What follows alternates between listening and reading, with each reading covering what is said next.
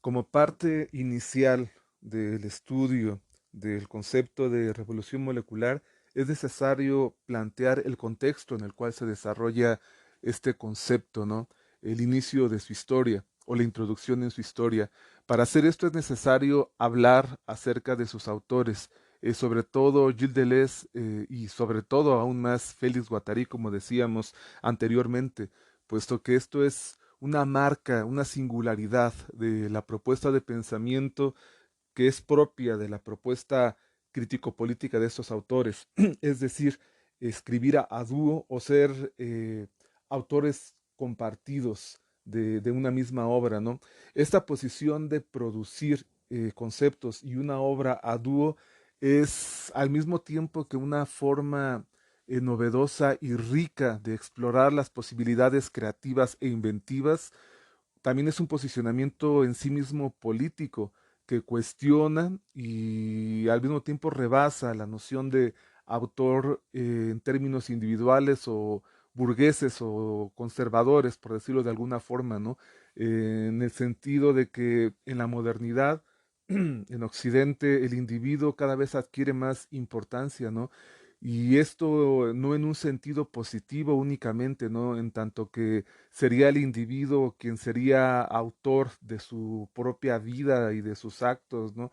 Y entonces adquiriría más poder frente o aparentemente más poder frente a un aparato político que se mediría siempre, ¿no? En función de la libertad del individuo. Esta noción individualista liberal es más bien una forma capitalista de promover una táctica de debilitamiento de la sociedad y paradójicamente también de los individuos, ¿no? En tanto que la exaltación de lo individual en términos concretos en la vida cotidiana de la modernidad se convierte en una forma de sometimiento para vulnerar o debilitar tanto a los colectivos como al individuo, una forma de deteriorar y en cierta medida también de destruir colectividades que sostienen a individuos, ¿no? Es un absurdo y esto se advierte desde Marx e incluso desde antes, pensar la sociedad en términos individuales, ¿no? El individuo no es únicamente el individuo no es solamente eh, el pilar de una concepción, de una nueva concepción cultural y social, sino también una estrategia para aislar, por una parte, a los seres humanos y por otra, desarticular el colectivo social para conformarlo de una nueva forma, ¿no? Es decir, los grupos humanos agrícolas, campesinos, feudales, comunitarios, donde el hombre tiene una fuerte integración en relación con organizaciones en torno a la tierra y la colectividad, se convierte en un estorbo a transformar en el capitalismo. Entonces el individuo adquiere una relevancia de primer orden como una estrategia, una forma para poder desintegrar estas anteriores articulaciones sociales y conformar la nueva estructura capitalista que se basa en el individuo y un individuo que en tanto es desarraigado y desvinculado de los otros seres humanos, únicamente adquiere la calidad de fuerza de trabajo, ¿no? Una fuerza de trabajo vulnerable a la maquinaria del capital y de la industrialización, ¿no? Que exige, además de la destrucción de las colectividades rurales o comunitarias o agrícolas anteriores, la conformación de ciudades como conjuntos de individuos en disposición, en la urgencia de integrarse al sistema capitalista, ¿no? Los campesinos que anteriormente se encontraban integrados en una comunidad o en una colectividad social, al ingresar a las ciudades se convierten en individuos sin medios de subsistencia, ¿no? Hay incluso, Marx lo teoriza, ¿no? Una promulgación de leyes que prohíben el ser un vagabundo, eh, el que en los cultivos se considere una parte del cultivo para los espigadores, para gente que fuera pasando y recogiera algo del cultivo, o que al final de la siembra recogieran los remanentes que no fueran a ser utilizados. Estas disposiciones del Código de Napoleón tienen como propósito negar posibilidades de subsistencia diferentes a las del individuo proletarizado dentro de las ciudades, ¿no? Entonces tenemos que el individualismo, si bien se presenta propagandísticamente como un elogio del ser humano singular, en términos concretos se utiliza como una forma de vulnerar y determinar las condiciones de vida de los seres humanos como individuos aislados, ¿no? Al ser privados de las formas de subsistencia y de vida colectivas, ¿no? Entonces, estos individuos en las nuevas ciudades se convierten en los proletarios, en la fuerza de trabajo que sin tener otra salida se ven forzados a incorporarse en las fábricas que sobre todo en Inglaterra evidencian formas de vida infrahumanas, ¿no? Tenemos a estos individuos viviendo en cloacas prácticamente, hacinados, trabajando durante 15, 16 horas en la fábrica y durmiendo hacinados al lado de los retretes, ¿no? Con los retretes al interior de las viviendas, porque no se contaba con una infraestructura para tener habitaciones y al mismo tiempo se tenía la necesidad de incorporar de una manera extremadamente rápida a sectores cada vez más grandes, a poblaciones cada vez más grandes al interior de las fábricas. Entonces, decíamos, en el capitalismo entonces el individualismo se presenta como una forma de someter y dar forma a una socialización paradójica en la cual el ser humano se ve reducido a una fuerza de trabajo que vive que sobrevive en condiciones infrahumanas, como lo testimonian los estudios que revisa Marx en relación a las formaciones sociales iniciales de la época fabril en Inglaterra. Entonces decíamos que la propuesta de la revolución molecular, así como una parte importante de la obra de Deleuze y Guattari, se nos presenta como el producto de una singularidad o una modalidad diferente a la del individualismo, ¿no? Si bien el autor se concibe como este gran individuo, esta celebridad individual capaz de una manera extraordinaria y genial de producir un conocimiento, exaltando y confirmando aún más el mito del individuo emancipado de la modernidad. Escribir a dúo plantea un cuestionamiento serio y profundo, radical a este mito, ¿no? A esta mentira. Entonces, escribir una obra a dúo para Deleuze y Guattari se convierte en una posición, en una declaración de principios en contra de esta concepción moderna, burguesa y sobre todo ideológica de exaltación falsa del individuo.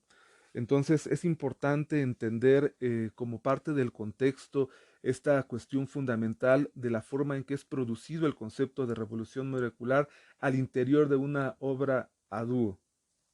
Si bien entonces tenemos en cuenta que el concepto de revolución molecular surge en este dúo creativo y autoral, también es importante señalar cómo funcionó este dúo y qué recursos o con qué cualidades contaban o qué propósitos tenían sus integrantes, ¿no? Deleuze y Guattari empiezan a escribir a dúo en a principios de la década de los 70 y se conocen un poco antes. Deleuze y Guattari tienen amigos en común, en tanto que su obra y su práctica orbita en una zona del pensamiento de izquierda y una práctica revolucionaria, ¿no? Deleuze era hasta la década de los 60 un referente importantísimo en relación a una nueva forma de pensamiento que se asumía heredera y no únicamente declarativamente, sino en términos concretos por su búsqueda del pensamiento del 68. Deleuze trata de ir más allá de las limitaciones de la política y del pensamiento de izquierda hasta los 60 reconociendo junto con los movimientos de 68 francés e internacionales que las formas de la cultura y del pensamiento junto con las formas políticas reproducen modalidades autoritarias y en el fondo capitalistas que impiden la posibilidad de una transformación social real. Es decir, el pensamiento y las formas de organización que surgen del 68 en gran medida, sobre todo en Francia y en parte en Alemania, tienen que ver con una conciencia de las limitaciones y de los elementos en contra al interior, contraproducentes al interior de las formaciones de izquierda que reproducen y se limitan a las estructuras de gobierno, tanto económicas como políticas, ¿no? Es decir, que tanto la economía como la política, incluso entendida en los términos revolucionarios que hasta el momento se tenían, lo que hacen es continuar, fomentar la conservación del sistema y la agudización del sistema capitalista. Esto está sobre todo dirigido en un doble movimiento. Por una parte hay una sofisticación del pensamiento en relación, del pensamiento crítico en relación a ser capaz de entender de una manera más profunda y detallada la dinámica de la sociedad capitalista. Es decir, sobre todo con la teoría crítica, la Escuela de Frankfurt y sus representantes en América, lo que tenemos es una novedosa concepción de la sociedad de consumo y capitalista norteamericana que se va a convertir después en el modelo de la sociedad global a partir de los recursos que se habían trabajado por la Escuela de Frankfurt en sus inicios, ¿no? Es decir, estos intelectuales son capaces de llevar los análisis del fascismo desarrollados durante, antes y después del fascismo, del nacionalsocialismo, que implican de una manera novedosa la capacidad de estudiar, analizar y criticar estructuras y dinámicas sociales que van no solamente desde las artes, sino sobre todo desde la manipulación de las ideas a través, por ejemplo, de la tecnología, las llevan a un nuevo escenario, a una nueva configuración de la política y de las formas de dominación en la sociedad norteamericana, ¿no? Entonces, lo que tenemos en parte en el 68 es la recuperación de esta herencia de un marxismo crítico que es capaz de ir más allá de una concepción meramente economicista por una parte y meramente democrático liberal en términos políticos. Es decir, por una parte son capaces de entender la dimensión del capitalismo que va más allá de las simples estructuras económicas o fabriles, industriales, para además entender que el fascismo también se involucra y la intolerancia, el autoritarismo político se integra en las formas de la democracia liberal, aunque parezca y se diga lo contrario, ¿no? Lo que tenemos en la sociedad norteamericana, por ejemplo, que después se expande, es una intolerancia y una represión muy fuerte a las diferencias y a las minorías. Sobre todo lo vemos, por ejemplo, en relación con la segregación a las minorías de color, ¿no? Que hasta la actualidad es un tema central en los debates críticos y de izquierda, ¿no? A pesar de que se diga que el liberalismo y la democracia liberal implica un respeto a los individuos y que el individuo es lo más importante, así como su libertad, lo que tenemos en concreto es una diferenciación de los individuos en términos de ventajas sociales e incluso políticas, ¿no? Ser de otro color, no ser blanco o no ser ciudadano en Estados Unidos y en las demás sociedades democrático-liberales implica una desventaja fundamental que condena a la miseria y a las cárceles y a la muerte a poblaciones enteras, ¿no? Entonces, a pesar de que en la sociedad democrático-liberal se habla y se aboga en torno al individuo y su libertad, lo que tenemos es una fuerte y profunda discriminación y condena a la miseria, una estratificación radical, ¿no? En términos no solamente de clase, sino de raza, que conforme se va sofisticando o agudizando sus problemas al interior de la sociedad democrática liberal, como la vemos hoy en Estados Unidos y el resto del mundo, donde las sociedades capitalistas y de consumo han agudizado a tal grado sus elementos negativos o contradictorios que la miseria y la violencia se ha expandido cada vez más, incluso más allá de las minorías de color, es decir, hoy en Estados Unidos, por ejemplo, los niveles de miseria han crecido incluso entre las personas, entre los sectores blancos, ¿no? Un fermento muy importante para explicar el triunfo de Trump y el avance de los movimientos ultraconservadores en Estados Unidos, ¿no? Entonces, lo que tenemos es que este pensamiento de 68 es capaz de prever y de entender la dinámica que estaba surgiendo como una continuidad del fascismo en ese momento en las democracias liberales o las sociedades capitalistas, ¿no? Entonces, lo que tenemos en el movimiento de 68, decíamos, por una parte, es esta comprensión y alcance de una crítica más profunda a la sociedad capitalista y simultáneamente una concepción también crítica respecto al pensamiento y a los movimientos de izquierda y revolucionarios, ¿no? En el 68, por las circunstancias en que se da y por los recursos con los cuales se cuenta, hay una conciencia de que el movimiento de izquierda, sobre todo marxista, entendido en términos ortodoxos, tiene una serie de limitaciones y de contradicciones que en muchos sentidos lo convierten en algo no diferente del sistema capitalista, ¿no? Deleuze lo plantearía en términos del terror de la burocracia, ¿no? Son estados con una burocracia que se convierte, ¿no? En un estado, en una sociedad totalitaria, la burocracia se convierte en el verdugo de la sociedad, ¿no? En nombre de la emancipación de la clase trabajadora y de la dictadura del proletariado, una burocracia se convierte en un verdugo y asesino de las clases trabajadoras y de los grupos sociales, ¿no? Entonces, en el 68 decíamos, hay una conciencia, una toma de conciencia de las limitaciones y semejanzas incluso entre los movimientos de izquierda y el pensamiento de izquierda respecto a el pensamiento y las formas, y sobre todo las formas y las prácticas capitalistas.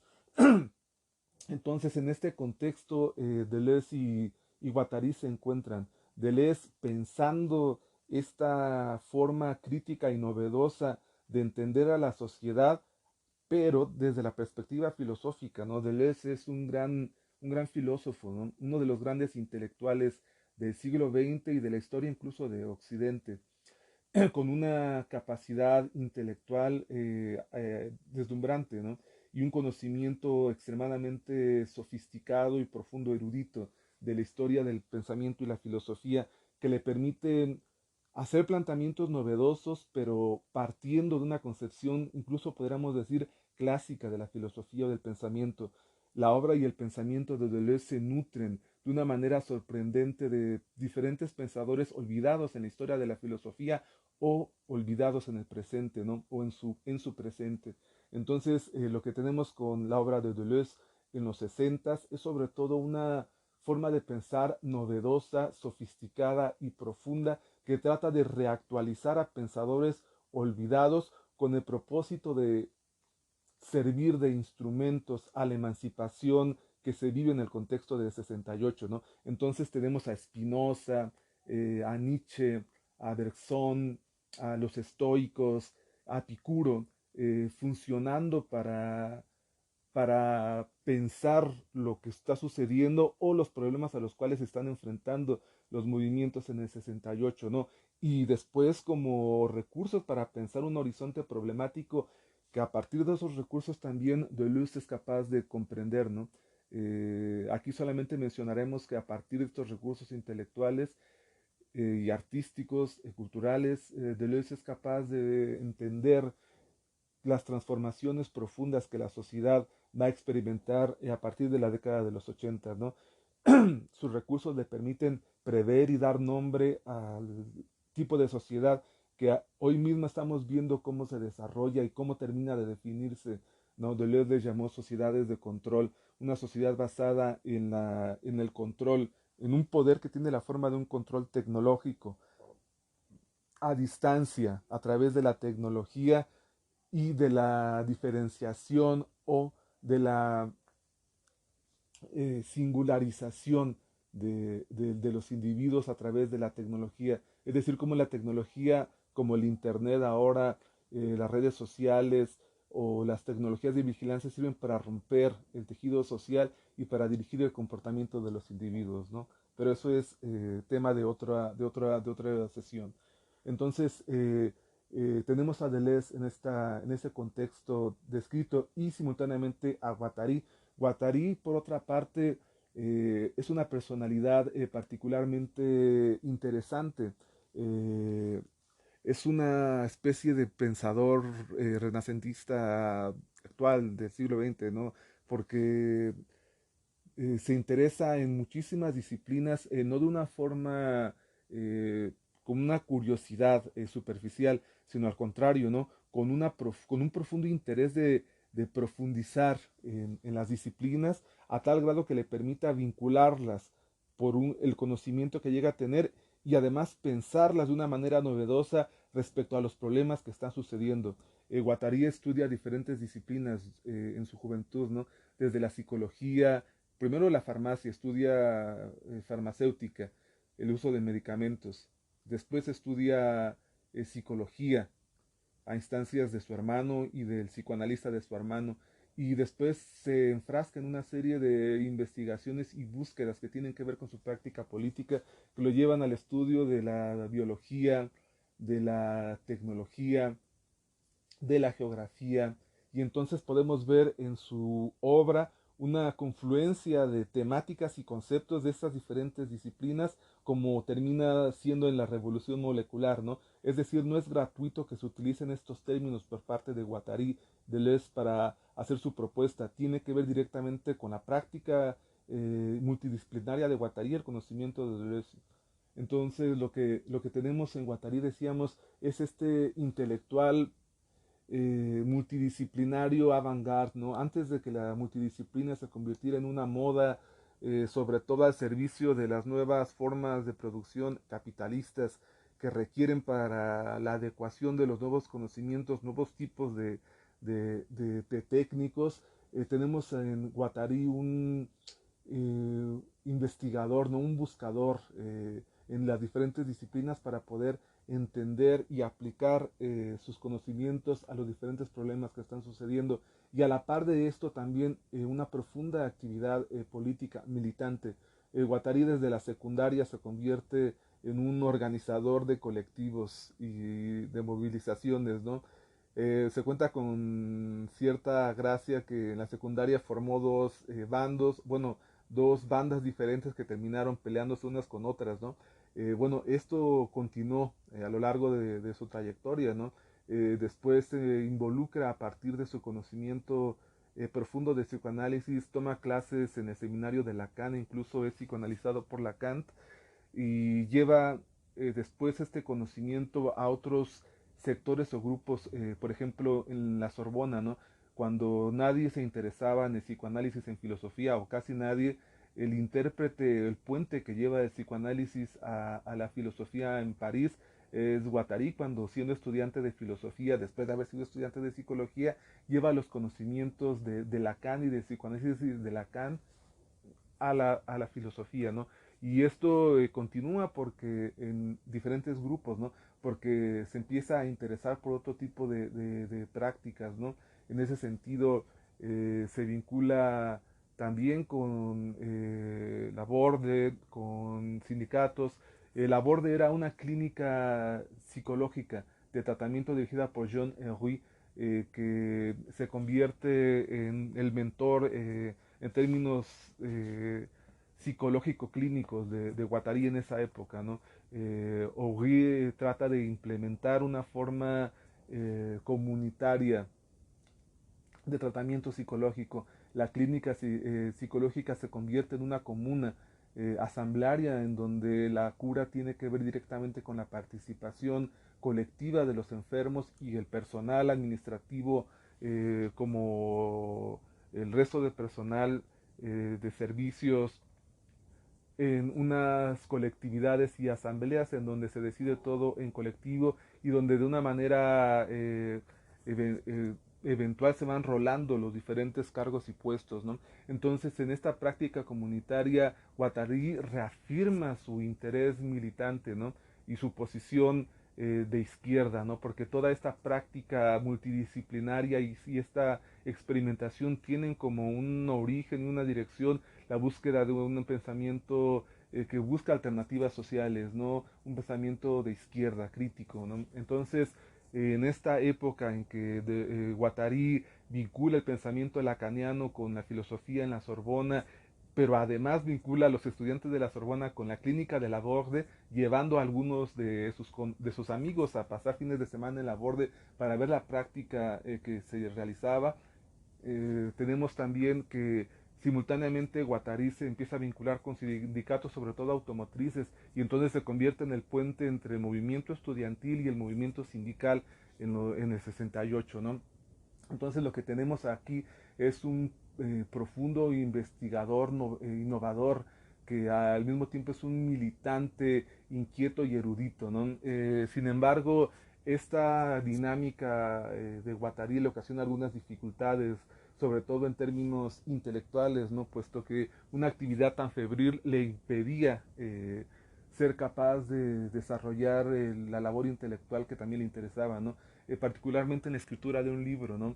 En la década, a mediados de los 60, un poco antes, Guattari no podía escribir o terminar un libro que le interesaba realizar a partir de las experiencias y conocimientos que estaba teniendo.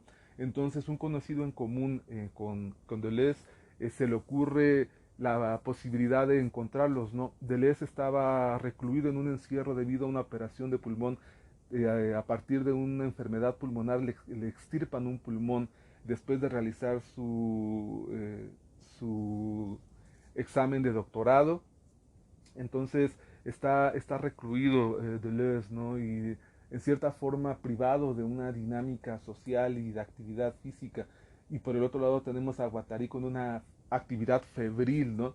Que le impide la realización de su trabajo intelectual. Entonces a este amigo se le ocurre presentar a ambos y este encuentro es extremadamente alegre y adecuado, ¿no? Porque por una parte permite a Guattari escribir el libro Psicoanálisis y Transversalidad, una serie de artículos que le envía a través de cartas a Deleuze y que Deleuze a su vez va trabajando y ordenando y corrigiendo. Y por otra parte a Deleuze le permite tener contacto con una dimensión de la realidad que le permite pensar otros problemas que, si bien le inquietaban de una manera general, no contaba con la experiencia y los recursos concretos, ¿no? Con los que contaba Guattari en términos militantes, ¿no? Entonces la experiencia de Guattari le permite que llevar además de la experiencia militante, el conocimiento psicoanalítico que también tenía, ¿no? Y a partir de esto, la obra de Deleuze y el pensamiento de Deleuze se nutren de nuevas problemáticas, ¿no? No únicamente lo sofistican, lo llevan a otras dimensiones y a otras formas de pensar, ¿no? La obra de Deleuze, como la conocemos actualmente, no existiría si no hubiera conocido a Guattari, ¿no? Y simultáneamente, ¿no? La obra de Guattari no existiría sin el encuentro con Deleuze, ¿no?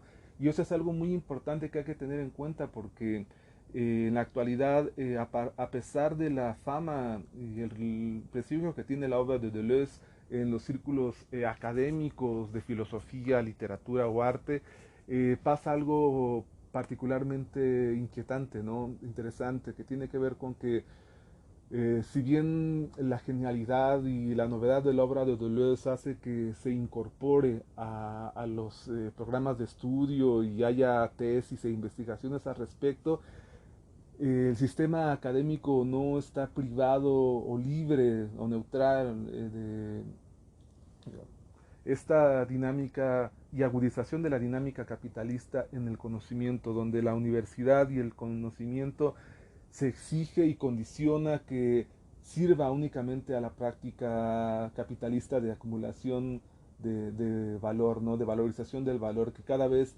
la economía sirva más a la concentración de riqueza, ¿no? Entonces, la técnica y el conocimiento incluso universitario, cada vez se están acotando más para servir a estas dinámicas, ¿no? Entonces el pensamiento filosófico se centra sobre todo o en un servicio a la ciencia técnica o en una forma de pensamiento que, además de servir a esto, plantee cuestiones inofensivas respecto a una crítica a la sociedad actual capitalista, sus dinámicas de explotación y de destrucción de lo social y la naturaleza, o a formas aparentemente neutrales, ¿no? Donde el prestigio de la filosofía se conserve, pero impidiendo la capacidad de que el pensamiento filosófico tenga la capacidad de una comprensión integral, recurriendo a diferentes disciplinas. Es decir, la especialización se agudiza cada vez más de una manera paradójica, porque a pesar de que se hable de interdisciplinariedad, como decíamos anteriormente, esta interdisciplinariedad se busca que sirva a la eficientización de la técnica y la ciencia productiva capitalista. Entonces, es peculiar que a pesar de que se hable de multidisciplina, estas disciplinas que convergen tienen un sesgo de especialización, ¿no? La multidisciplina también sirve a la funcionalización capitalista, limitando las posibilidades del conocimiento disciplinar, ¿no? Entonces, lo que se puede conocer de la disciplina a vincular con otras disciplinas son sobre todo conocimientos específicos, especializados, ¿no? Que lo que hacen es privar al filósofo o a la disciplina de un conocimiento comprensivo que le permita entender y criticar la realidad existente, ¿no?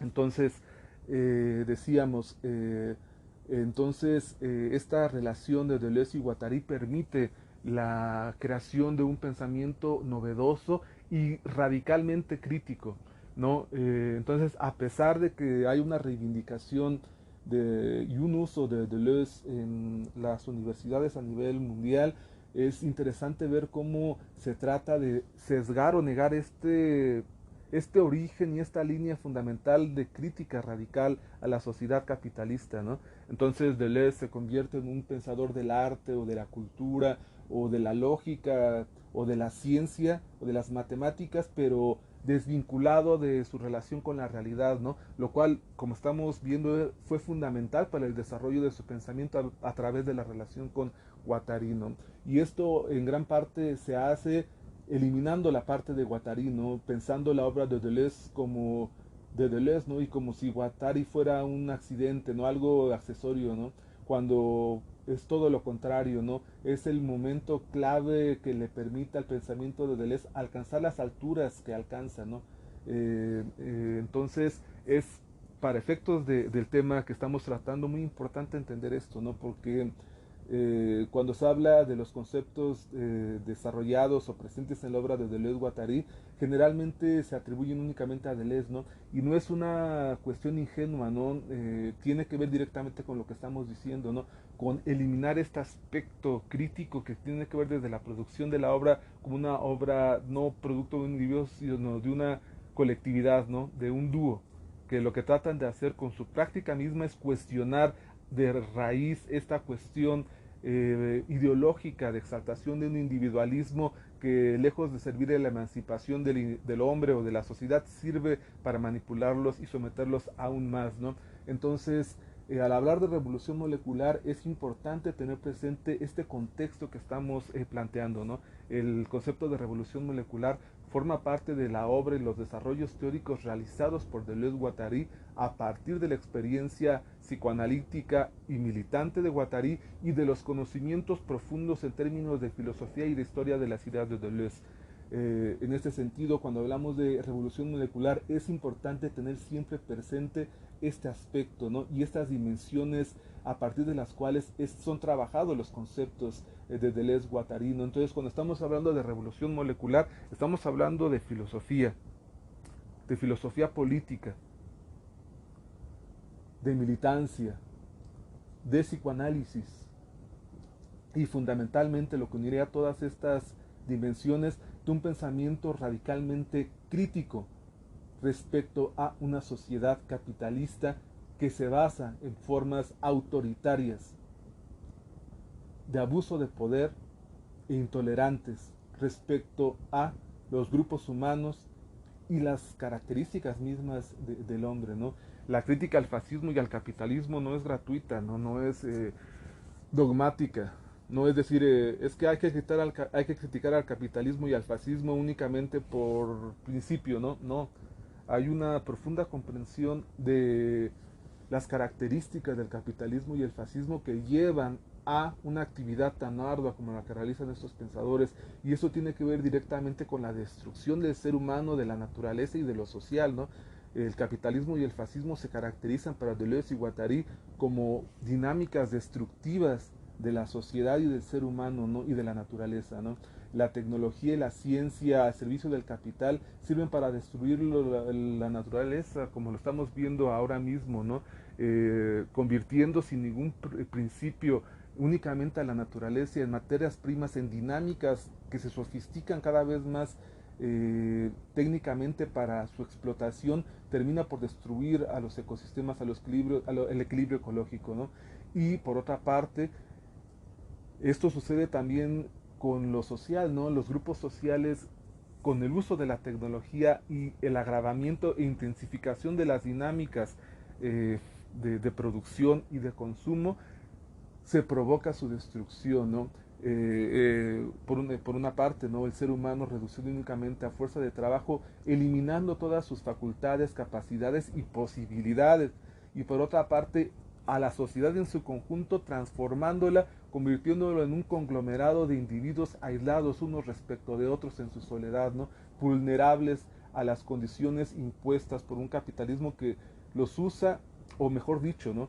Que los usaba y que en su dinámica ha evolucionado o se ha desarrollado de tal manera que técnicamente resultan cada vez más prescindibles los seres humanos, ¿no? Es decir, las máquinas, la técnica de hoy no requiere de todos los seres humanos, cada vez se prescinde más de la fuerza de trabajo en términos maquínicos, ¿no? Entonces esto convierte en prescindibles a la mayor parte de la población, y esto transforma a la política, ¿no? La convierte de una dimensión donde se decide en la forma de la sociedad y las relaciones sociales a formas de contener, dirigir, reprimir y controlar únicamente a los estallidos sociales o a las manifestaciones sociales. Eso tiene que ver directamente con el tema de la revolución molecular en su aspecto de definición y contenido que veremos a continuación, ¿no? Entonces, solamente para terminar esta parte de la historia del pensamiento de Deleuze Guattari como contexto del concepto de la revolución molecular, entonces habría que definir y resumir diciendo que la revolución molecular entonces forma parte de un pensamiento profundamente crítico y radical en relación a la sociedad capitalista, en una comprensión que permite entender sus vínculos y relaciones con el fascismo, ¿no? Puesto que en la manera en que se narra la historia se pretende hacer una oposición entre capitalismo, fascismo y socialismo, ¿no? Y lo que nos muestran Deleuze y Guattari con su análisis del fascismo, ya no únicamente del capitalismo, que es de lo que hemos venido hablando, sino también del fascismo, advierten que las formas fascistas están presentes no únicamente en el fascismo declarado, sino también en el socialismo realmente existente de la Unión Soviética y en la sociedad capitalista, al contrario de lo que se pretende contar por parte de sus apologistas, y ni siquiera de sus apologistas, ¿no?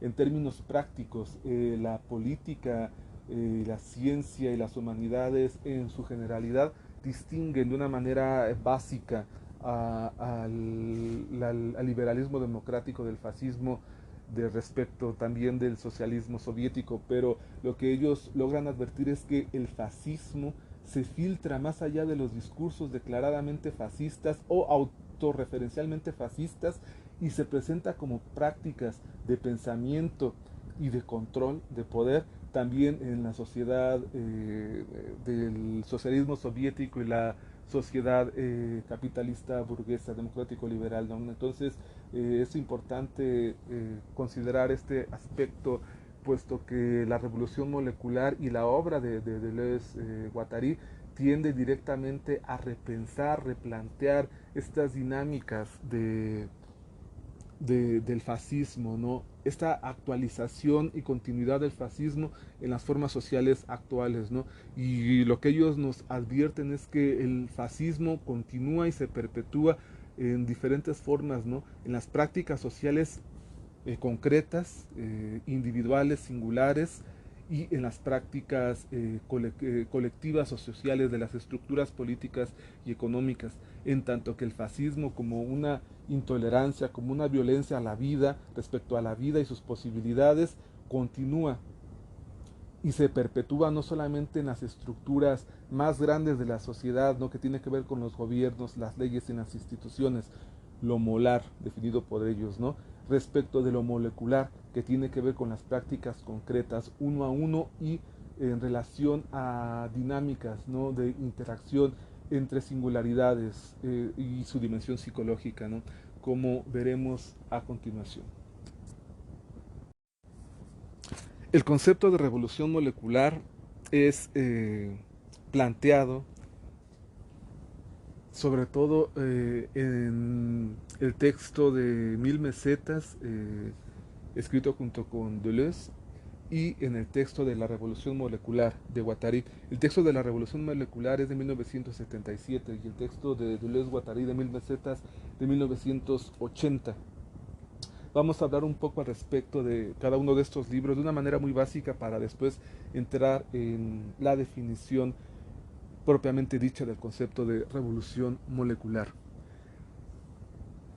El texto de Mil Mesetas se presenta como parte de el inicio de la obra de Deleuze-Guattari en una serie de dos tratados respecto a la sociedad capitalista abordada, criticada y estudiada en su dimensión política, cultural, económica y sobre todo psicológica. Los dos tratados forman parte de una obra singular, muy singular, que tiene como propósito hacer una crítica en todas estas dimensiones a partir de los recursos y trabajos de ambos autores, ¿no? Por eso la obra se intitula, ¿no?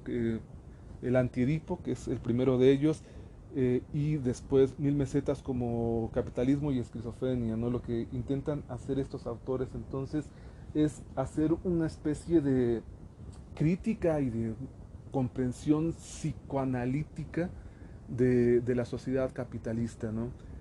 Con el fascismo que ella implica, ¿no?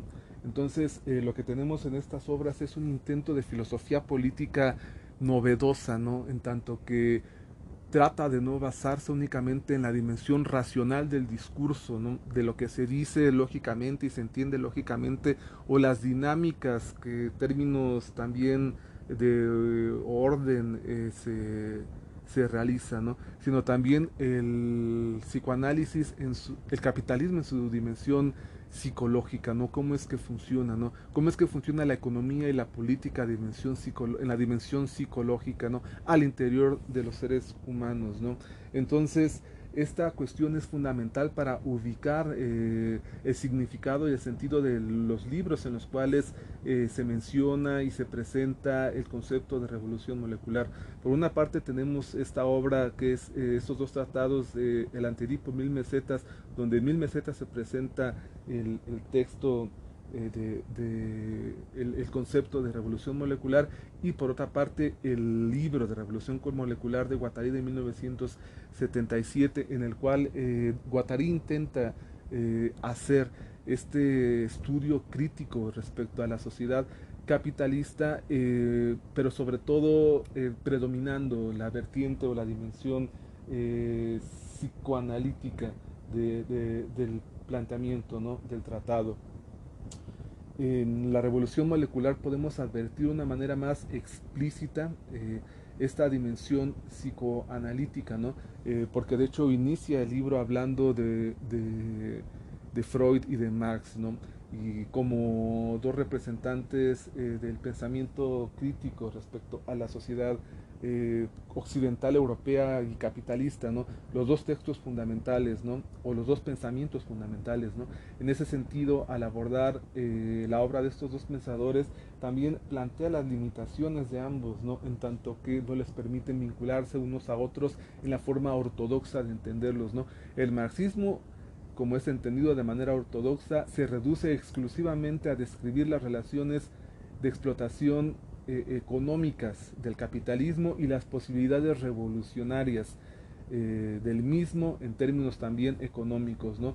con una definición de todos sus conceptos y relaciones en términos exclusivamente económicos, ¿no? En ese sentido, la cuestión del deseo y del inconsciente para Guattari se queda limitada, excluida en la práctica marxista y en la teoría marxista, como se puede advertir, no únicamente en los textos, sino en la práctica en concreta de los militantes, y esto lo denuncia Guattari de una manera muy precisa, ¿no? Que a pesar de que en el discurso teórico, dogmático, se presente a la lucha y la crítica del autoritarismo y el fascismo, en la práctica lo que tenemos son organizaciones que reproducen en su estructura las dinámicas del autoritarismo y el abuso de poder, y miembros de estas organizaciones que al interior de su subjetividad y en la relación con las personas en las cuales están en contacto reproducen este tipo de dinámicas.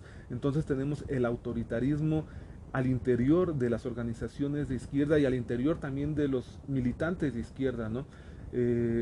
Y a pesar de que el discurso sea emancipatorio, la búsqueda sea emancipatoria, dice Guattari, que lo que se tiene es una reproducción de las estructuras de dominio al interior de esas estructuras individuales y de organizaciones, ¿no? Sería una limitación de la limitación del marxismo dogmático que para Guattari es producto de no ser capaz de integrar su crítica a la parte de la subjetividad, ¿no? La subjetividad sobre todo con su dimensión psicológica, ¿no? Se habla de la historia, se habla de los gobiernos, se habla de las organizaciones, pero no se habla de lo que pasa al interior de la subjetividad, ¿no? ¿Qué es lo que se piensa, qué es lo que se desea, cómo se sienten los militantes, ¿no? ¿Qué tipo de sentimientos producen? A su vez, ¿qué tipo de deseos producen? Y eso podrá parecer algo secundario precisamente por la forma tradicional de pensar este tipo de temas, ¿no? Pero no es así, ¿no? Si el militante en el fondo tiene un deseo de poder, eh, al llegar a la dirección de la organización, toda la búsqueda emancipatoria se va a ver limitada por esta búsqueda de poder por parte del dirigente, ¿no? Los principios van a ser traicionados o modificados al servicio del conservar el poder o de aumentar el poder, ¿no? Económico o político. Y también tenemos que las relaciones interpersonales se convierten en un obstáculo, ¿no? Y además de un obstáculo, se convierten en una omisión por parte de la organización y del movimiento, ¿no? Si se busca la emancipación de las personas, la emancipación tiene que ver directamente con su subjetividad, ¿no? Con las relaciones que tienen unos con otros, ¿no? Cómo se sienten, cómo piensan, ¿no? Entonces, al hablar de emancipación, para Guattari es fundamental este aspecto, esta dimensión que queda fuera de una concepción dogmática del marxismo. Y por otra parte, en relación al psicoanálisis y a Freud, Guattari plantea algo semejante, ¿no? De lo que sucede también, ¿no? Puesto que así como sucede en la organización política, en la organización clínica psicoanalítica lo que advertimos es una especie de privación de contexto de la subjetividad, ¿no? Y del inconsciente, diría Guattari, ¿no? Puesto que en el consultorio se trata a las personas como individuos aislados de su contexto social, ¿no? Y como sus problemas producto únicamente de las disfuncionalidades de su familia y su curación como una adaptación a las formas de subjetividad predominantes, ¿no? Es decir, el enfermo neurótico se cura cuando es capaz de incorporarse laboralmente, ¿no? Y tener a su vez una familia en la cual se reproduzcan las mismas relaciones interpersonales y las mismas subjetividades, es decir, los mismos pensamientos conservadores con los mismos deseos, ¿no? De posesión de propiedades o de acumulación de poder o de participación funcional mínima en la sociedad capitalista, ¿no? Sin cuestionar que quizá, no quizá, sin cuestionar que algunas de las causas que tienen que ver con las dificultades o problemas psicológicos de las personas tienen que ver con la sociedad, ¿no? Con las relaciones sociales, con la forma de la sociedad, ¿no? Entonces, Guattari, como un estudioso del pensamiento psicoanalítico freudiano, hace este planteamiento, ¿no? Y ve estas carencias de psicoanálisis como limitaciones para la propia cura y el desarrollo de la disciplina, ¿no?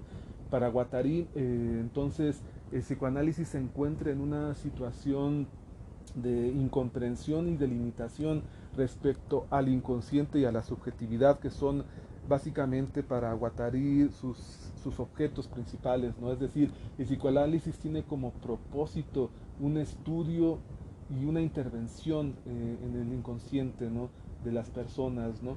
Y por otra parte, este inconsciente determina la subjetividad, es decir, la forma en que se comportan y se asumen las personas en términos individuales y sociales, ¿no? Entonces, para Guattari, el psicoanálisis, entendido de una manera ortodoxa, se ve limitado y privado de la posibilidad de desarrollar sus conocimientos y su práctica a formas distintas de curación y formas distintas de producir subjetividades y pensamientos, ¿no? Deseos, ¿no?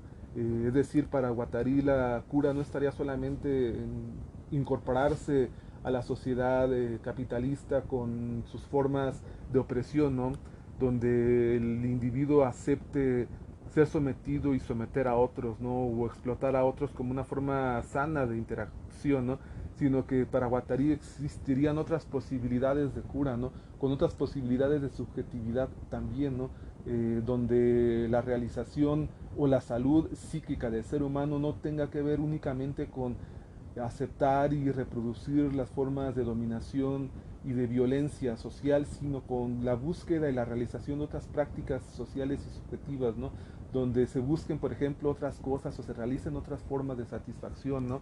Donde, por ejemplo, la curación tenga que ver con la posibilidad de participar en organizaciones políticas u otras formas de interacción colectiva, ¿no? Que no se reduzcan necesariamente a la reproducción de ganancia o la explotación laboral, ¿no? No sé, como desde sociedades que gusten del dibujo, del campismo, y que no reduzcan su práctica únicamente a eso, ¿no? Sino que sea un elemento más dentro de una subjetividad que se construye en relación a lo social, ¿no? Con la posibilidad de ir ampliando su órbita de intervención y de interacción social, enriqueciéndose a sí mismo y a lo social con otro tipo de búsquedas, no necesariamente exclusivas a la emancipación revolucionaria de izquierda, sino a prácticas concretas que además de incluir esta búsqueda de izquierda pueden también incluir otro tipo de relaciones amistosas o afectivas o amorosas, ¿no? Entonces para Guattari se convierte en algo fundamental para el psicoanálisis la posibilidad de ir más allá de las limitaciones burguesas que le impone la forma capitalista, ¿no? Donde el paciente únicamente va para ser curado adaptando su inconsciente a las formas subjetivas de la sociedad capitalista. Para Guattari la posibilidad de la cura tiene muchas alternativas más que tienen que ver con la exploración de las posibilidades y realización del ser humano, ¿no? En diferentes ámbitos. Es decir, el ser humano puede ser algo más que solamente un obrero o un gerente o un técnico en una fábrica, ¿no? Puede ser muchas más cosas y su cura puede tener que ver con eso precisamente, ¿no? Con ese descubrimiento y esa realización, ¿no? Entonces para Guattari el psicoanálisis, a pesar de haber sido una invención brillante por parte de Freud, el descubrimiento de esta dimensión psicológica del inconsciente también se convierte en una herramienta a servicio de la violencia y del sometimiento social. Es decir, las posibilidades emancipatorias del inconsciente son reducidas por parte de esa estructura burguesa que limita las posibilidades de lo que puede ser el inconsciente y de lo que puede ser el ser humano, ¿no?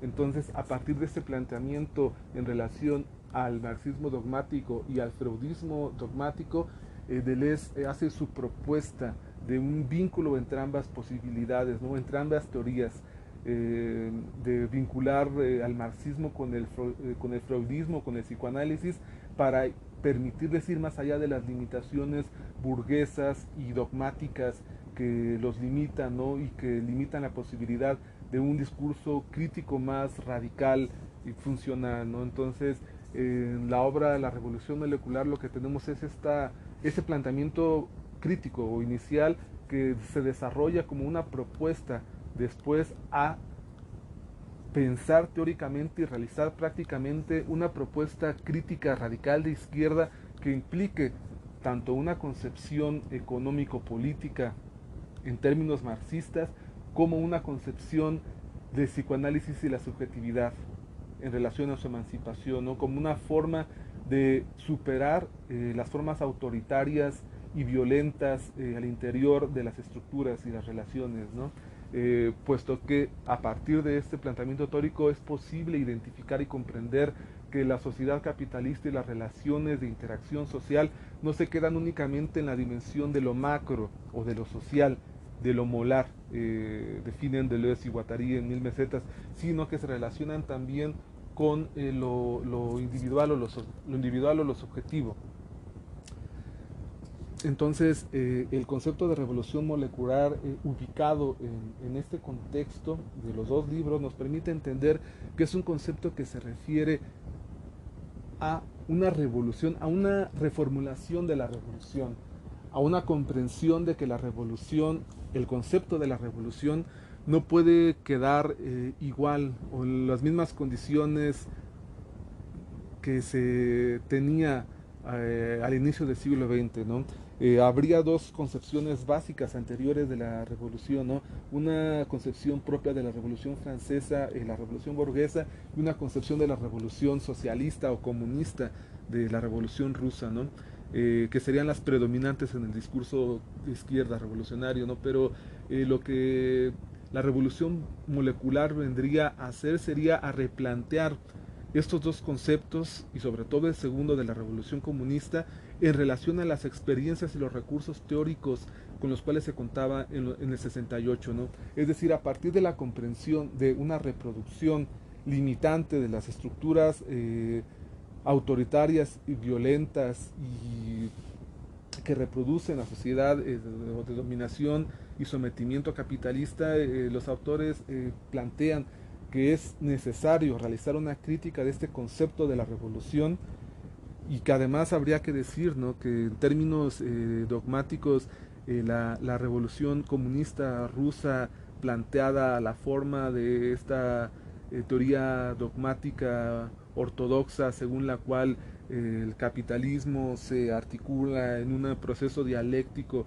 en el cual de una manera natural y mecanicista las fuerzas sociales interactuando en la historia inevitablemente de manera natural y mecánica producirían los cambios de una manera también programática inevitable que van desde un comunismo primitivo al capitalismo, al socialismo, al comunismo, es una concepción dogmática del marxismo, ¿no?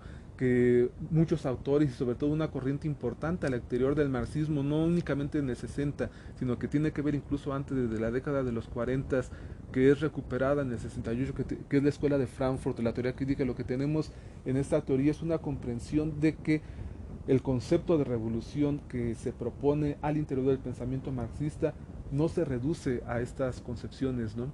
Que esa concepción del concepto de revolución tiene que ver con una forma epistemológica, organizativa y política tradicional que reproduce las formas capitalistas, ¿no? Es decir, que en nombre de la revolución y la concepción marxista se pretende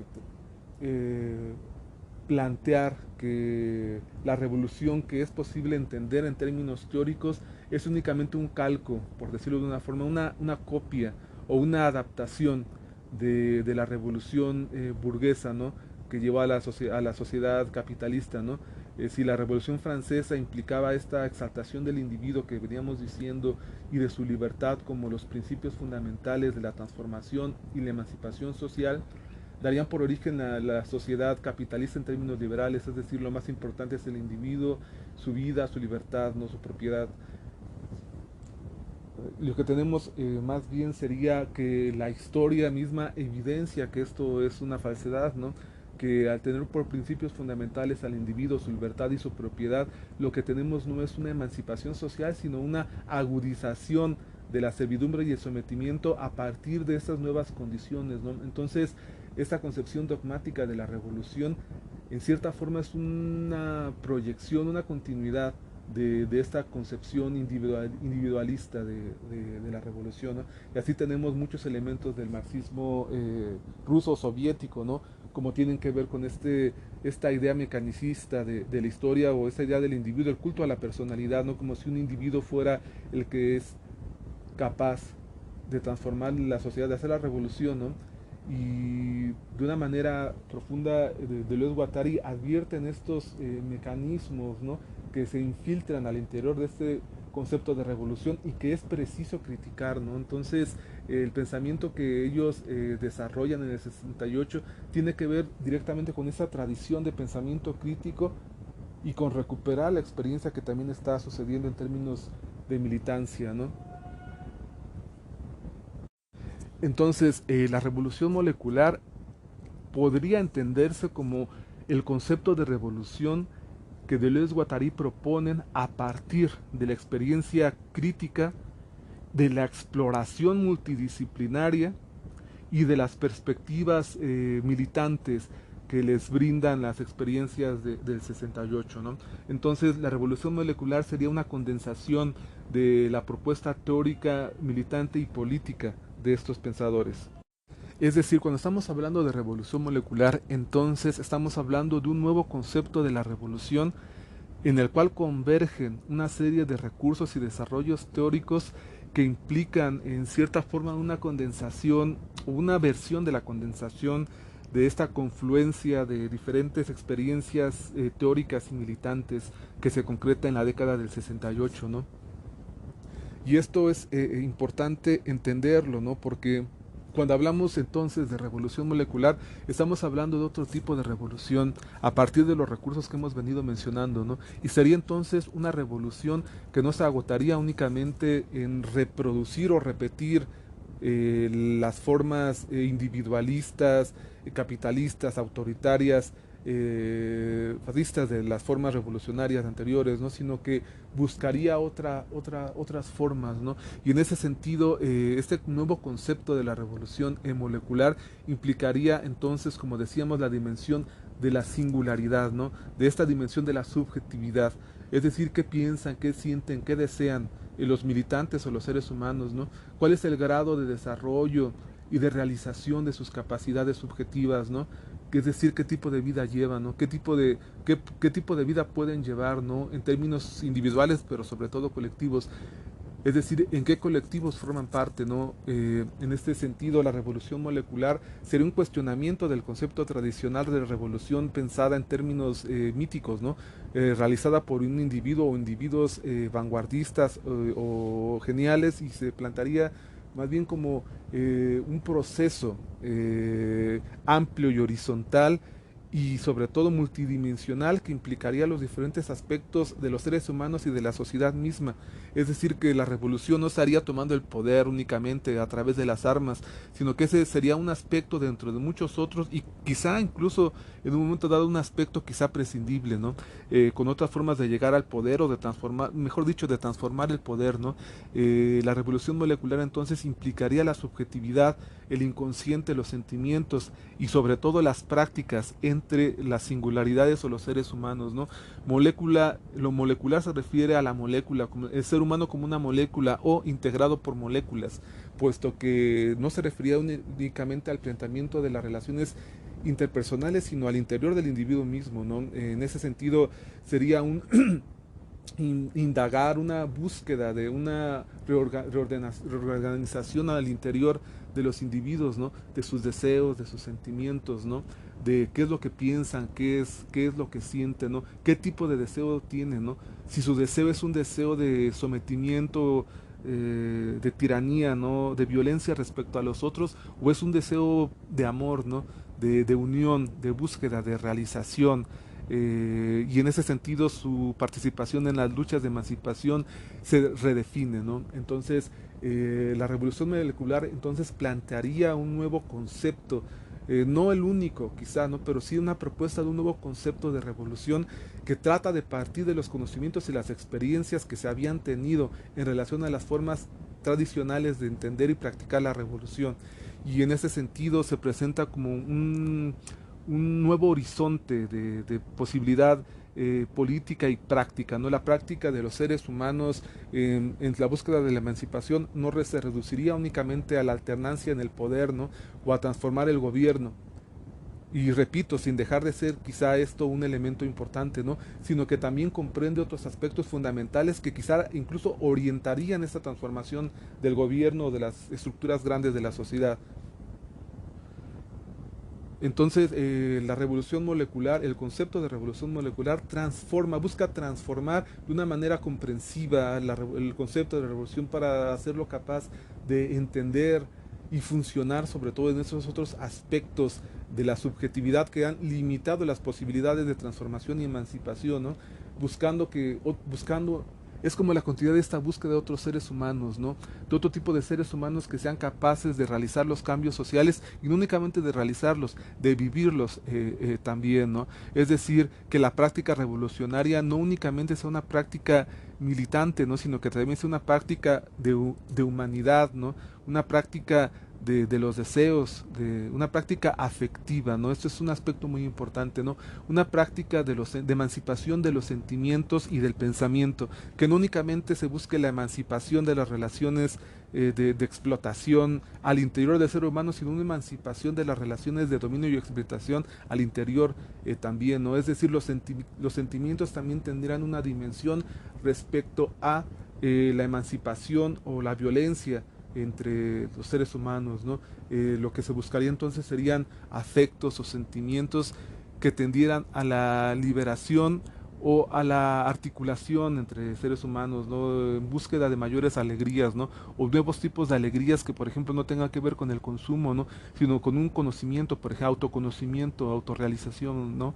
En ese sentido, la revolución molecular implicaría entonces las conquistas de las propias capacidades individuales y colectivas, ¿no? Y sobre todo, esto es algo también muy importante, el goce, ¿no? Esta dimensión psicoanalítica que venimos mencionando, que era tan importante para Guattari, que tiene que ver con el goce, ¿no?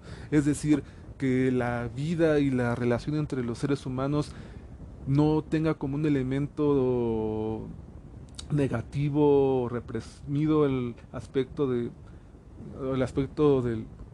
goce, ¿no? Que el goce sea un aspecto fundamental y por goce no nos estamos refiriendo aquí a un goce entendido en términos también capitalistas, ¿no?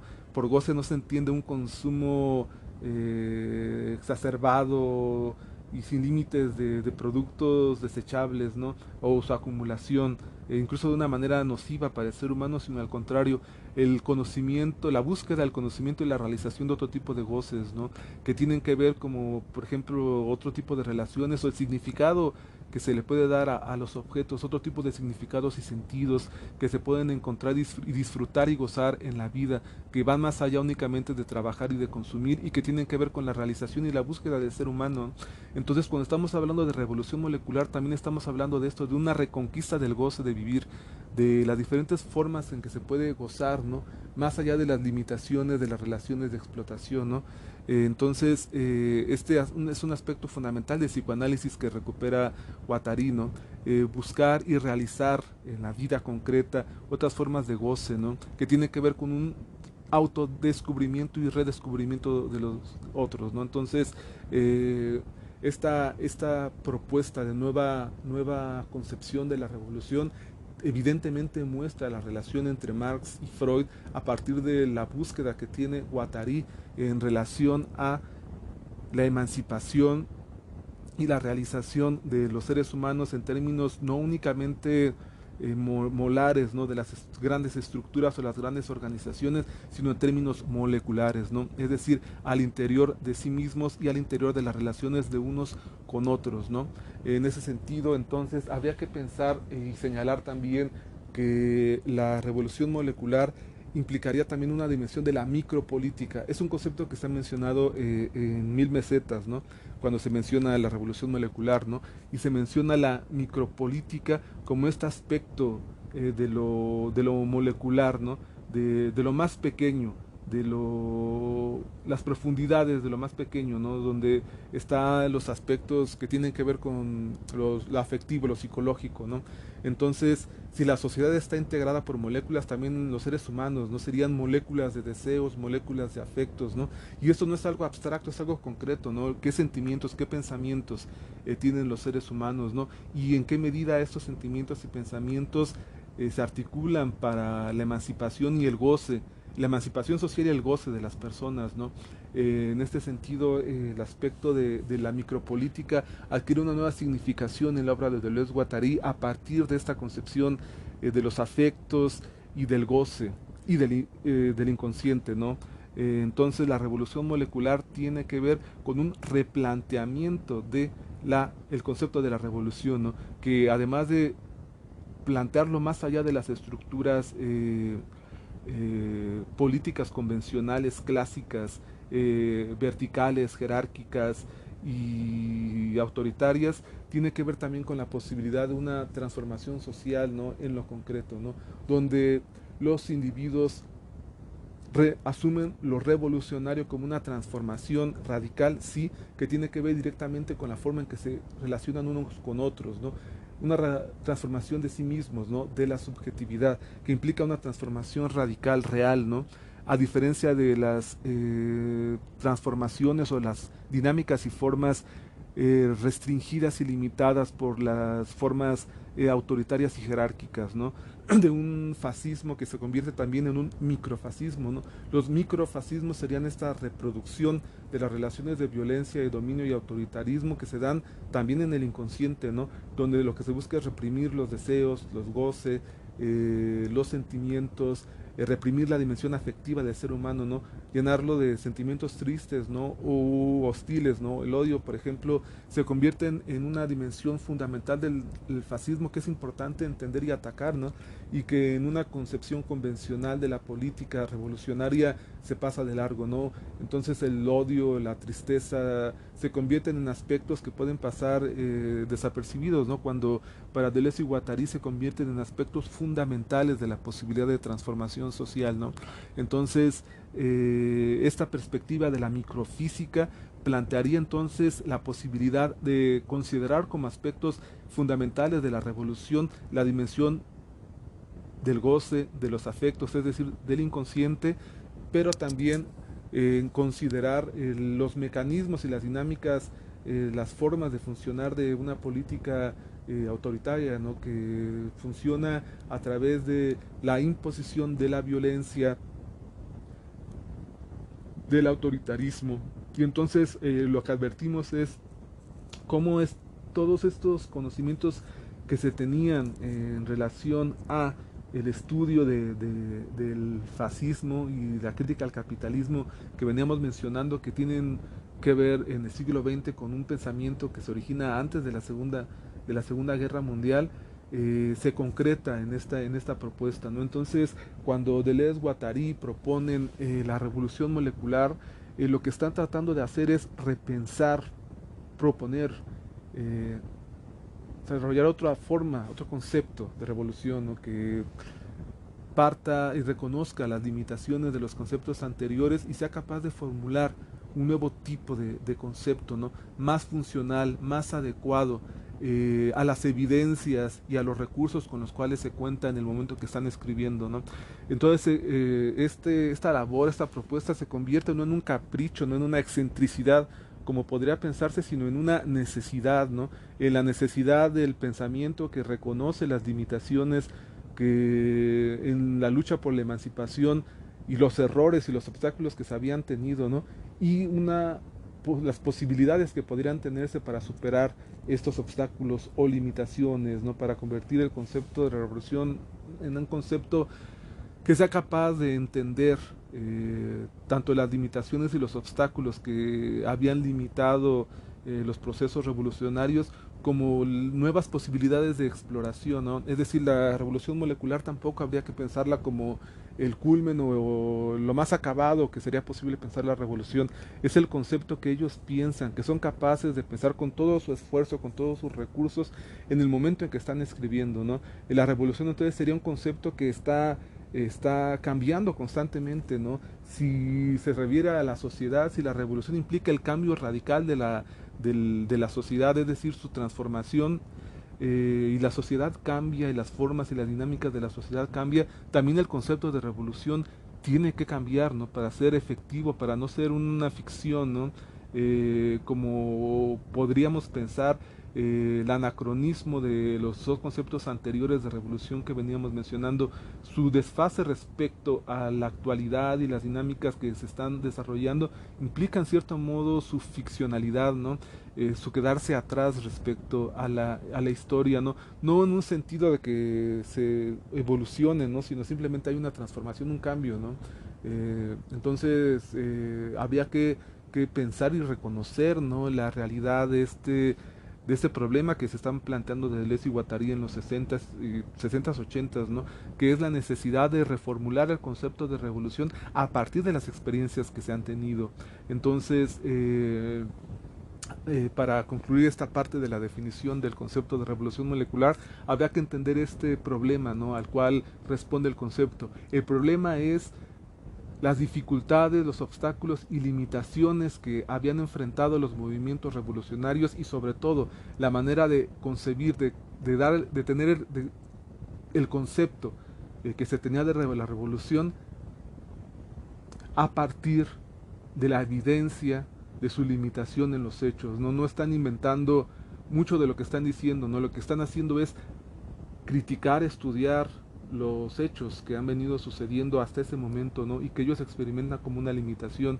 Y por otra parte, la revolución molecular es la concreción de una propuesta teórica y militante que parte de un conocimiento profundo de diferentes disciplinas que fueron aisladas unas de otras como parte de la especialización capitalista o incluso negadas, pero que la búsqueda y la inquietud de Deleuze y Guattari en sus búsquedas hace que se relacionen nuevamente, ¿no? Con el propósito de formular una comprensión integral de los problemas de la sociedad y del hombre, del ser humano, en términos o en relación a las dinámicas de la emancipación. En ese sentido, la revolución molecular es un nuevo concepto de la revolución que a partir del reconocimiento, el estudio y la comprensión de los problemas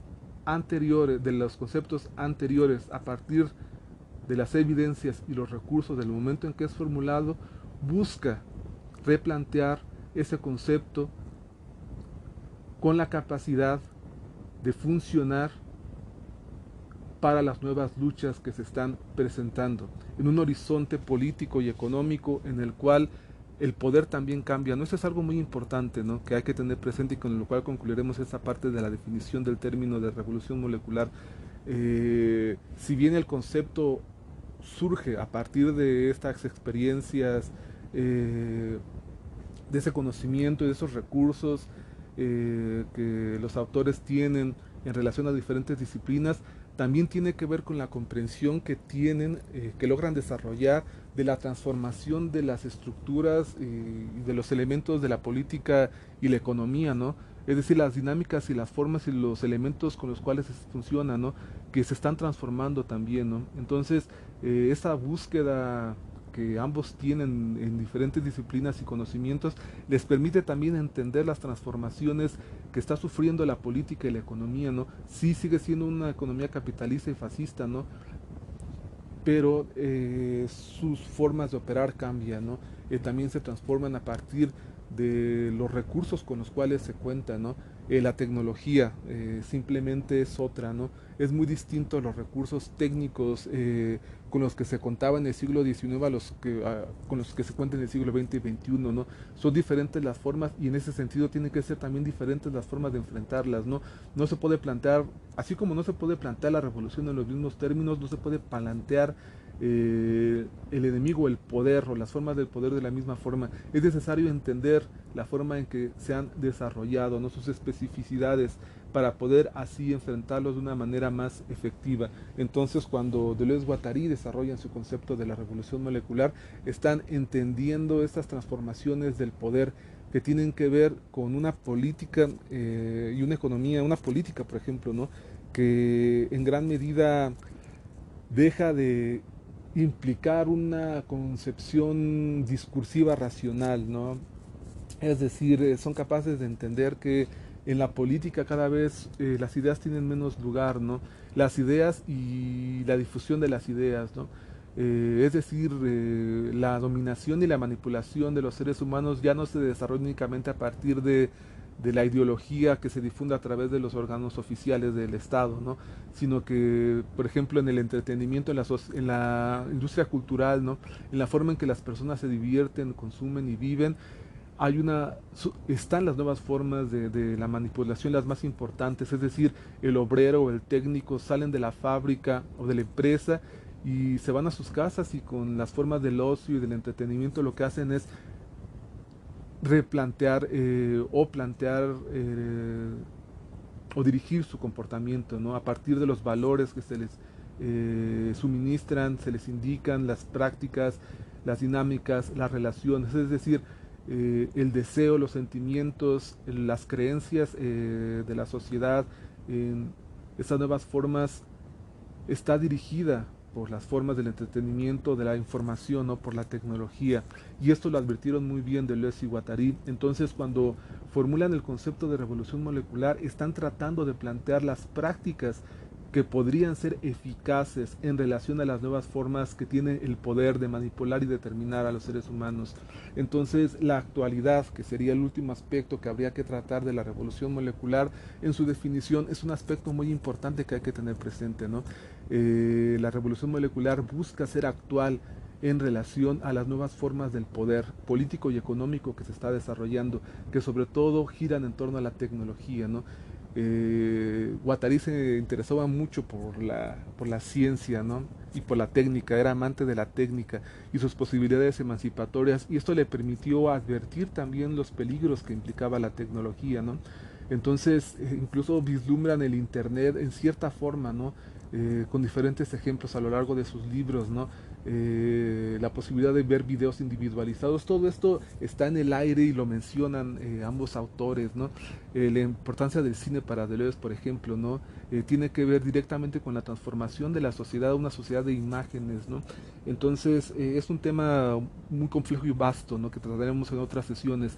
En esta únicamente lo indicamos en relación a esta comprensión que Deleuze y Guattari tienen de la transformación de las formas del poder, ¿no? Y de difundir el poder y de mantener el poder, ¿no? Y que para poder hacer frente es preciso contar con otros recursos o elementos que vayan más allá de los planteamientos de la revolución en la forma convencional de entenderla, ¿no? Eh, como decíamos, eh, la concepción que se tenía entonces antes en las dos formas anteriores de revolución no permitiría entender estas nuevas problemáticas, esos nuevos poderes o formas del poder a los cuales se tienen que enfrentar los seres humanos y las colectividades en la actualidad, ¿no? Entonces, uno de los valores más importantes de la revolución molecular es particularmente este, ¿no? La actualidad que el concepto tiene en relación a las transformaciones y a las innovaciones del poder, ¿no? Su capacidad de comprender anticipadamente las formas que va a adquirir y está adquiriendo el poder para manipular a los seres humanos en su ocio, en su entretenimiento, en su vida cotidiana, ¿no? Ya no es únicamente ir a votar o la fábrica, ahora es la cotidianidad de las personas, ¿no? Y Deleuze Guattari lo entiende, ¿no? Y la revolución molecular entonces se presenta como un concepto que trata de adelantarse, de ir un poco más adelante, ¿no? A estas transformaciones que se estaban evidenciando en la década de los 80, ¿no? 60, 80, ¿no? Entonces, la revolución molecular entonces se presenta como un nuevo concepto de la revolución que parte de las experiencias del pasado, sobre todo recuperadas en el 68, parte de la indagación filosófica y multidisciplinar de pensadores y sobre todo del pensamiento crítico que trata a contracorriente de la normalidad intelectual, de pensar en otros términos, ¿no? Que las determinaciones del pensamiento funcional al capitalismo, ¿no? Y que se convierte en una corriente crítica que se desarrolla, que tiene una continuidad en el pensamiento y la cultura, y que trata de ser condensada, ¿no? En estas formas de entender el pensamiento y el concepto de revolución, y que a su vez ese concepto tiene como uno de sus aspectos importantes una multidisciplina integral y comprensiva, que yendo más allá de las limitaciones disciplinarias trata de recurrir a diferentes disciplinas, llevándolas más allá de sus límites impuestos por la sociedad capitalista burguesa, con el propósito de poder hacer que estas disciplinas funcionen al interior de una nueva práctica revolucionaria, una nueva práctica política, que por último sea capaz de responder a las problemáticas de la innovación y la actualidad de las formas del poder, que se centran ya no únicamente en lo molar, en las grandes estructuras sociales como son el gobierno, las instituciones, el derecho, las relaciones sociales, sino que tienen que ver con lo molecular, con lo específicamente singular, que se relaciona con el inconsciente, con los deseos, que tiene que ver con qué se desea, cómo se desea, qué se hace por lo que se desea y los afectos, ¿no? En ese sentido, la revolución molecular se convierte en un concepto que busca recuperar, sintetizar, condensar todos estos elementos de una manera novedosa y sobre todo práctica en relación a las condiciones y luchas que se plantearían para los tiempos por venir y actuales, ¿no? Entonces, al hablar de revolución molecular tenemos que tener presente esto en su definición. Implica un nuevo concepto de la revolución, básicamente un nuevo concepto que busca ir más allá de las limitaciones de las concepciones tradicionales y que reconoce además las limitaciones de las formas convencionales de la organización de izquierda revolucionaria y las posibilidades de unas nuevas formas de lucha y resistencia en la sociedad capitalista.